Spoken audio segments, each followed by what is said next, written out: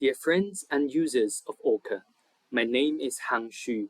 It is my great honor today to introduce you to the newest features in ORCA 6.1, focusing on quantum chemical methods implemented based on ORCA's own automated code generator environment, known as the ORCA AGE. There are two main topics on my agenda today. One is highly correlated methods for accurate thermochemistry, and the other is accurate response property in the context of molecular spectroscopy, namely the EPR-G tensor and NMR chemical shift. First, let's do a quick recap on the idea of utilizing the automated code generator. In short words, we teach the computer to derive equations and write efficient code for us. The direct motivation behind this is to reduce implementation effort and minimize human error. The methods of particular interest in this context consists mainly the family of highly correlated wave function-based methods, meaning that we always start with proposing a wave function ansatz like coupled cluster or CI, which then leads to complicated equations and computer codes. These equations and codes are quite systematic, hence could be well handled by our generator environment. From the previous ORCA 6.0 release event, my colleagues Stan Papadopoulos and Emily Kempfer talked about the implementation of energy and gradient of coupled cluster CI molar placid perturbation theory. These are summarized in the table and still makes the main part of AutoCI, which is the ORCA module gathering most of the generated methods. The first new feature I'd like to bring to your attention is the CCSDTQ energy implemented by my colleague Ria Kayal. The equations for this theory is extremely complicated and tedious, and it is by any nature not an easy method, even with the code generator. This method brings accuracy in the single reference framework almost as high as one could expect, but of course at the cost of giant computational resources. Currently, we can go up to about 40 basis functions, which corresponds to systems like hydrogen peroxide at double zeta level. With the CCSDTQ energy implemented, Ria took a step forward into highly accurate thermochemistry, which is the heat protocol, first proposed by the late Professor John Stanton.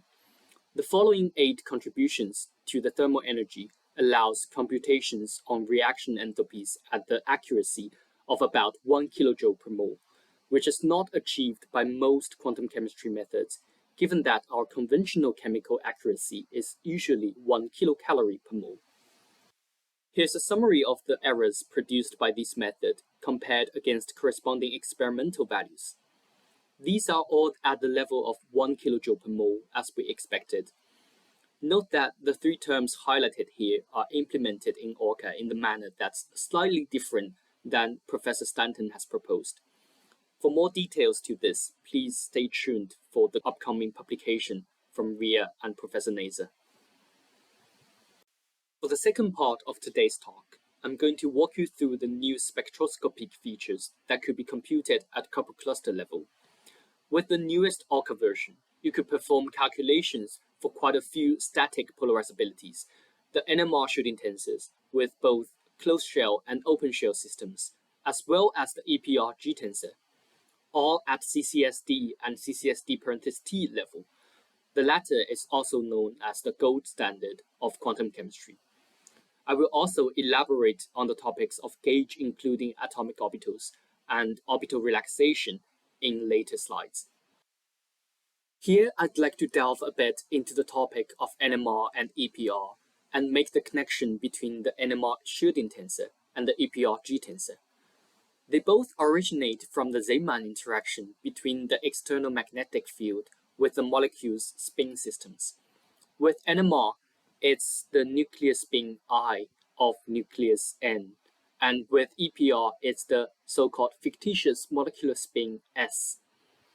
This similarity between them also leads to the fact that we essentially solve the same equations for the G tensor and the chemical shifts. It's only in the final contraction of densities with integrals there's a slight difference. With this fact in mind, I'd like to introduce you to the design philosophy of auto-CR response modules. As I mentioned, we solve the same set of equations for EPR and NMR calculations at couple cluster level. These equations are based on the well-known ground state unperturbed couple cluster equations, which are these two. The T amplitudes equations are nonlinear. We then need to take derivatives on these equations, which essentially linearize the CC equations. This is hence called the linear response framework. The equation set we obtained through differentiation contain unknowns of perturbed amplitudes T and lambda, respectively. The right-hand side of such linear equation sets consists of unperturbed amplitudes and perturbed integrals, which are all constants. For different perturbations, it is only the perturbed integrals which are different. Hence, by feeding in different integrals into the right-hand side equations, we can solve for different molecular response properties. It turns out that we only need two sets of such equations, one for real perturbations like electric field and geometric distortion, one for imaginary perturbations like magnetic fields. The G-tensor and chemical shift both rely on solving the magnetic field perturbed response equations, hence they are both imaginary. With this philosophy, we generated all these following equations for both the real and imaginary perturbations, and then we can obtain all sorts of molecular properties up to second order. Here I lay out the tasks that need to be completed for the computation of such second order response properties. First, we need to solve the unperturbed couple cluster equations just as one would do for gradient calculations. We then need to solve for perturbed equations, the linear derivative equations, subject to each perturbation. There will be three for magnetic fields, each of x, y, and z direction, for example. So you will see from ORCA output file that we have solved for one set of unperturbed equations and three sets of perturbed ones for NMR calculations, for example. The tasks in the third column, the unrelaxed columns, are essential ones for the computation of unrelaxed properties. As for relaxed properties, all tasks in the table must be computed. Here, I would like to explain what relaxed and unrelaxed molecular property means.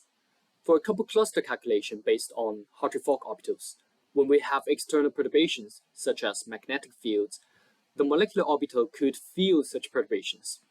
Then, by whether allowing the molecular orbitals to relax to such perturbation or not, we arrive at different schemes of computing molecular response properties.